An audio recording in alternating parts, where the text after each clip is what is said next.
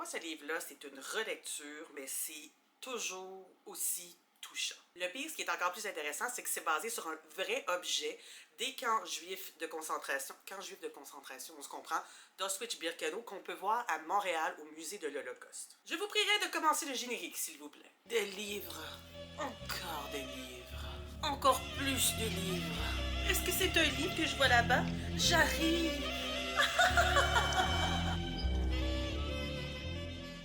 Je ne sais pas par où commencer pour vous parler de ce livre-là. D'abord, c'est publié en 2012 par Carl Leblanc. Carl Leblanc qui est un documentariste. Comme j'ai dit en introduction, c'est basé sur un vrai objet, qui est un petit carnet en forme de cœur, qui est au musée de l'Holocauste, de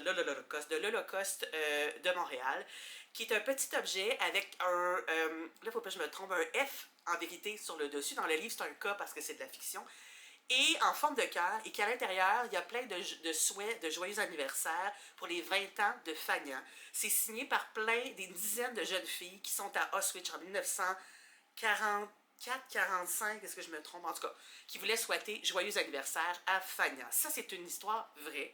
Le petit carnet, on peut le voir au musée à Montréal. Et c'est un petit carnet qui a été construit, qui a été fabriqué en cachette, au risque et péril de ces jeunes femmes-là, dans un atelier, dans une usine au camp d'Auschwitz-Birkenau, parce que si elles avaient été découvertes, c'était la mort assurée. Et c'est un magnifique témoignage d'une volonté de vivre. Le roman se base sur cette histoire-là, sur ce petit carnet-là, puis là, on va changer la dessinatrice, ça va être Clara, donc c'est un K qu'il y a sur le dessus, on ne le voit pas sur le dessus du livre. Là, Simone, moi j'ai des notes, puis Simone s'assoit sur mes notes, parce que maman ne fait pas des notes pour rien, mon bébé. Et le roman, ça s'ouvre sur un homme qui est journaliste au criminel. Puis là, il doit faire un reportage sur un nazi qui a été retrouvé à Montréal, qui est un Ukrainien, qui aurait participé à des massacres et qui doit être déporté. Il est rendu à 90 ans passé, le monsieur, en Ukraine, pour être jugé. Et en même temps, en allant chercher de l'information au musée, il tombe sur ce petit carnet-là. Il décide d'enquêter sur l'histoire, sur les survivants, sur qu'est-ce que c'était, comment ça a été fait, est-ce que c'est vrai, est-ce que c'est vous qui avez signé ça? Puis on est en 2010-2012, fait que des survivants, il n'y en a plus tant que ça. Puis il y en a qui, malheureusement, ne veulent pas en parler, hein, parce que c'est des souvenirs qu'ils veulent oublier. Je vais vous parler un peu du vrai objet qu'on trouve à Montréal, qui est appelé le cœur d'Auschwitz. C'est un petit carnet en forme de cœur, avec un tissu mauve dessus, et c'est cousu à la main un F sur le dessus. Ils ont l'eau, c'est comme tout un éventail, et il y a des souhaits de joyeux anniversaire, et c'était destiné à Fagnan Feiner. C'est la madame ici que je mets en photo, elle est magnifiquement belle. Elle est destinée en 2025. Elle avait 100 ans. Quelle belle madame âgée, comme à l'époque elle devait avoir dans les 90. Magnifique, magnifique. Et elle a récupéré ça, elle a gardé ça et elle l'a donné au musée en 1988, si je ne me trompe pas, dans ces coins-là. Et c'est un objet qui a été collé à l'époque. Tu sais, on était à Auschwitz, il n'y avait pas grand-chose. Puis si tu te fais prendre, t'es pas mal mort. Ça a été collé avec de la mie de pain et de l'eau. Puis il y a 8 pages de souhaits d'anniversaire pour Fagnan de ses 20 ans. Okay? On est en décembre 44. Et je tiens à nommer le nom de toutes les jeunes femmes qui signent là-dedans. Il faut dire d'abord que c'est fabriqué par Zatla Pitluk au camp.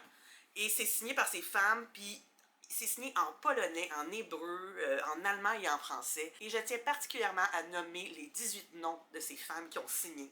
Donc, on dit Anka, Mania, Mazal, Anka W, Bertha, Fela, Mala, Ruth, Hélène, Rachela, Eva Pani, Bronia, Cessia, Irena, Mina, Tonia, Guzia et Giza.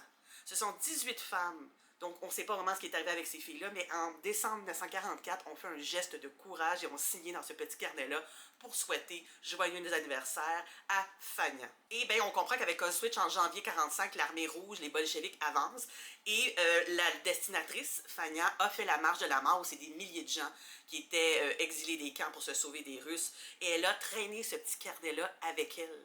Tu sais, c'était comme un espoir pour elle et elle en a fait un don au musée de Montréal. C'est une femme qui vit à Toronto, mais elle l'a donné au musée de l'Holocauste de Montréal. J'imagine, je ne sais pas s'il y a un musée de l'Holocauste à Toronto, mais peut-être qu'à l'époque, on inaugurait, puis c'était un objet symbolique. Mais vous réalisez le courage que ça prenait pour construire ça, pour signer, parce qu'ils ont signé leur nom, là.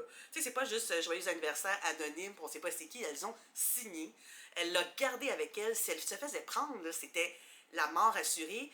ce roman-là, donc c'est une fiction documentaire parce que Karl Leblanc a fait aussi un documentaire en 2010 sur ce petit objet-là, lui-même en tant que journaliste. Vous pouvez voir la bande-annonce sur YouTube, c'est à pleurer. Pour voir le documentaire, j'ai fait des recherches, mais c'est super compliqué. Là. Pour le streamer, il n'y a pas tant de plateformes, puis je les connais pas. Puis vous pouvez l'acheter sur Amazon en tant que tel, en tant que DVD, mais il n'y a plus grand monde qui a un lecteur DVD aujourd'hui. Mais allez voir juste la bande-annonce sur YouTube, moi j'en ai broyé ma vie. Puis ce roman-là nous fait comprendre que malgré l'horreur, l'humanité persiste. Ces femmes-là voulaient vivre. Le simple geste de souhaiter joyeux anniversaire à une amie, de l'écrire, c'est vouloir vivre, vouloir exister, vouloir continuer à souligner l'existence, même dans l'horreur la plus pire. La plus pire, ça se dit pas. C'est comme dans La Chicane, les Misérables les plus pires. Je m'excuse, erreur de français. Tu sais, ce roman-là nous met en scène comment c'était dangereux, quel courage ça a eu, comment un tel objet se rend jusqu'à nous, là, tu sais, puis comment des gens ne veulent plus en parler parce qu'ils ont tellement souffert.